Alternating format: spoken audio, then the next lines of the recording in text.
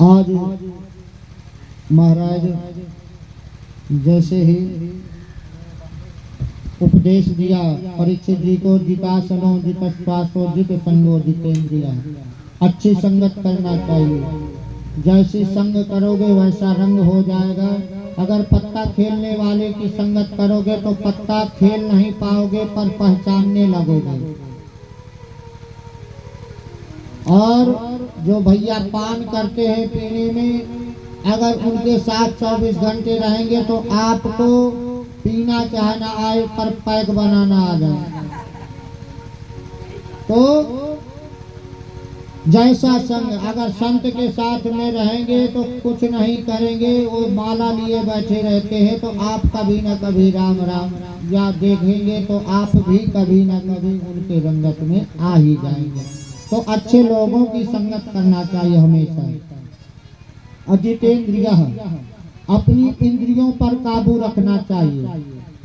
ये नहीं कि जिह्वा कह रही है आज अच्छा अच्छा मीठा मीठा खाना है, वो नहीं कि वो हमको अंदर जा करके परेशान करे। हमें इंद्रियों पर कंट्रोल रखना है, धीरे धीरे इन पर विजय प्राप्त करनी है। कान जो कह रहे हैं वही सुने, नहीं हम मन को हटा के कान कह रहे हैं गाना सुने पर नहीं, हम भजन सुन रहे हैं। इस प्रकार से इंद्रियों को अपने धीरे धीरे भगवान के चरणों में लगाना चाहिए और भगवान की कृपा से धीरे धीरे उनका कल्याण हो जाता है, भगवान की प्राप्ति हो जाती है। पहला उपाय बताए परीक्षित जी महाराज को, सुखदेव जी, हम आपको भी बताए कि आसन को जीतो, संग को जीतो और अपने इंद्रियों पर कंट्रोल करिए, बस में रखिए और श्वास को रोक करके श्वास पर विजय प्राप्त कीजिए। सद्यो मुक्ति, अक्रम मुक्ति परीक्षित जी को बतला रहे हैं। दो प्रकार से भगवान के रास्ते हैं, दो प्रकार से पहुंचने के मार्ग हैं। कैसे? एक है पगडंडी, समझ लीजिए जैसे मेड़ में जाना है। हम आपको देवी जी जाना है तो इधर से मेड़ जाए तो पतली रास्ता है, वहां भय रहेगा कि कहीं पैर न फिसल जाए। एक होता है राजमार्ग, जैसे ये सड़क बनी हुई है राजमार्ग है, इसमें आपको भय नहीं रहेगा कि हम फिसल जाएंगे गिर जाएंगे, क्योंकि ये बराबर है, आप बराबर में चलते हुए चले जाएंगे। तो कैसे है दोनों मार्ग कि एक है पगडंडी, एक है राजमार्ग भगवान के पास जाने के लिए। तो कैसे है? एक ज्ञान का मार्ग है और एक है भक्ति का मार्ग, दो मार्ग हैं। ज्ञान के मार्ग में संभल करके चलना है। ज्ञान का मार्ग जैसे पतली मेड़ की रास्ता है, उसी प्रकार ज्ञानी के लिए भगवान सरल नहीं है, ज्ञानी के लिए मार्ग कठिनाई का है, क्योंकि उसको ज्ञान है कि ऐसे नियम करके जीवन यापन करना चाहिए। जहाँ गलती करेगा उसे पाप लगेगा, जो नहीं जानता उसको कोई पाप नहीं लगेगा। जो ज्ञानी है जानता है कि इस कर्म से ये पाप लगता है, वो अगर पाप करता है तो उसको पाप लगता है। जो नहीं जानता कर बैठता है तो उसको आप जानता ही नहीं तो उसको क्या। तो कहते हैं ज्ञानी इस तरह है जैसे बंदर का बच्चा। ज्ञानी बंदर के बच्चे की तरह है। बंदर के बच्चे को आप देखते हैं वो पेट में लिपटा हुआ रहता है। बंदरिया जब छलांग लगाती है इस छत से उस छत में, अगर बीच में बच्चा गिर जाता है तो माँ का कोई दोष नहीं होता, बच्चे का दोष होता है। क्योंकि ज्ञानी पकड़ के बच्चा रखा है ना, माँ तो नहीं रख रही, माँ छलांग लगा रही, तो उसमें किसका दोष? बच्चे का।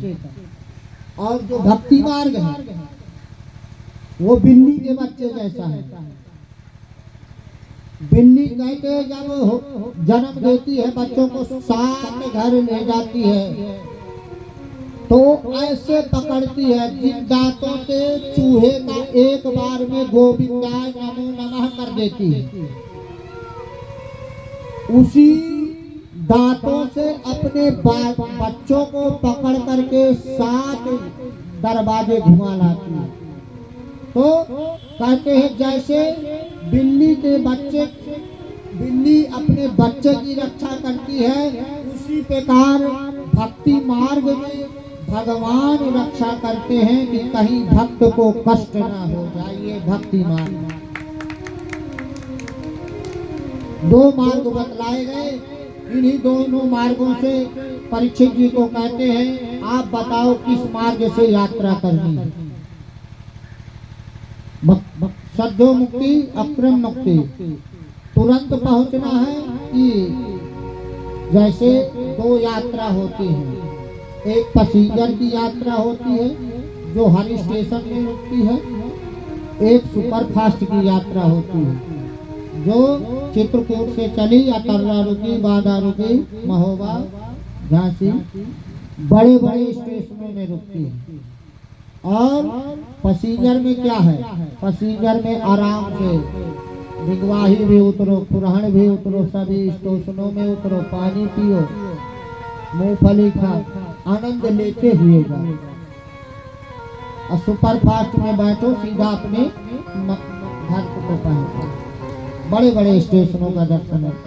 तो आज दोनों मार्गों का वर्णन किया, सद्यो मुक्ति क्रम मुक्ति को बतलाया, परीक्षित जी को ज्ञान दिया और कहते हैं सभी देवी देवताओं की विशेषता बताई, कौन देवी कौन देवता के पूजा करने से क्या होता है।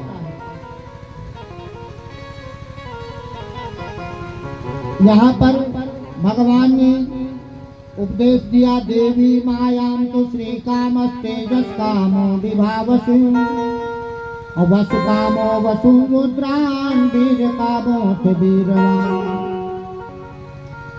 देवी मायाम तो श्री काम, आपको अगर लक्ष्मी की कामना हो, जिसे लक्ष्मी चाहिए वो माया देवी, जिसे लक्ष्मी चाहिए वो माया देवी की पूजा करे, जिसको तेज चाहिए वो अग्नि की पूजा करे, जिसे धन चाहिए वो वसुओं की पूजा करे,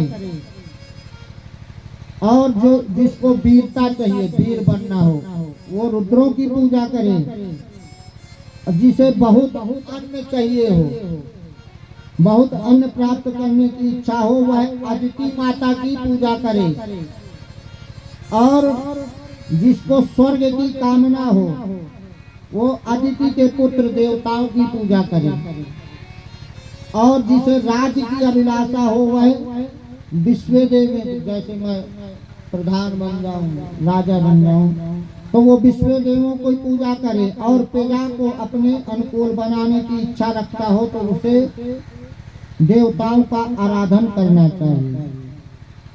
अगर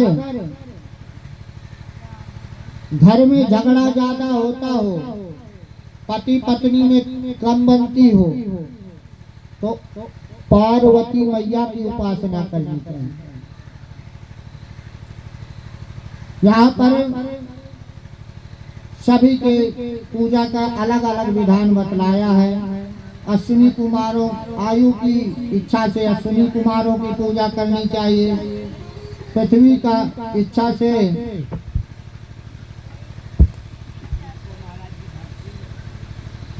सौंदर्य से गंधर्वों की पूजा, सभी का अलग अलग विवरण दिया है।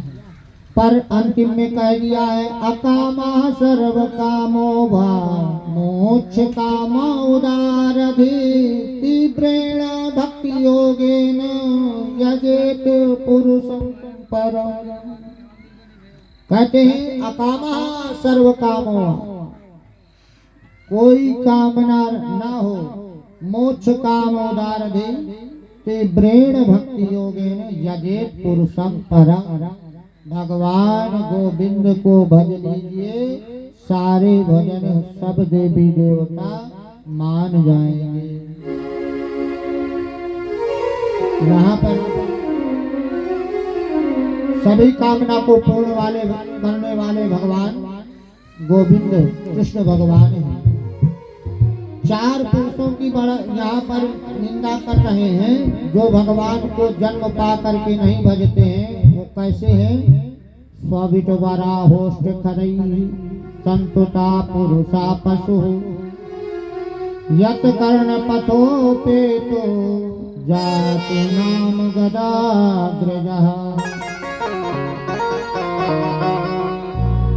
चार लोगों की चार पशु प्रशंसा करते हैं। कौन कौन से? स्वाभिट, माने कुत्ता, श्वान। जब हम आप थोड़ी थोड़ी के लिए लड़ बैठते हैं तब कुत्ता बहुत प्रसन्न होता है कि ये मेरी जाति वाले हैं। भैया जैसे हम आपस में लड़ते हैं, तीन कभी एक हो नहीं सकते। तीन